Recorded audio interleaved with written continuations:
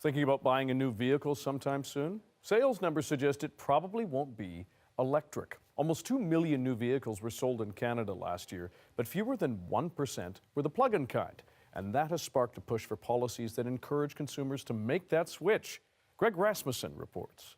Full autopilot package. Bruce Sharpe upgraded when he bought his second electric vehicle, an expensive Tesla Model S. He never used to consider himself a car guy. So it was weird for me to get excited about cars. But now he's an activist, singing their praises. They're quiet, they're clean, the operational costs are very low because you're not buying gas or oil. They require very little maintenance because they're such simple cars. Sharpe says he also went electric for environmental reasons. Not only is that good for reasons of climate change, but it also keeps the air a lot cleaner. Less than 1% of recent vehicle purchases in Canada were for electrics. A new study says government subsidies can make a big difference.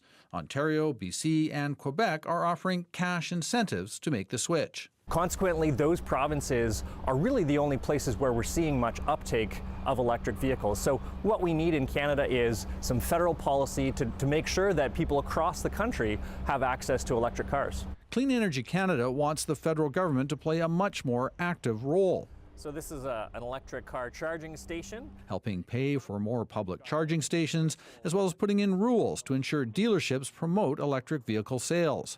Also important, a national subsidy for buyers. Right now, an electric car is more expensive because of its battery, so offering that rebate to people helps close the gap. Transport Canada says it's working on a plan for electrics as part of its zero emissions strategy, with details to be released in 2018.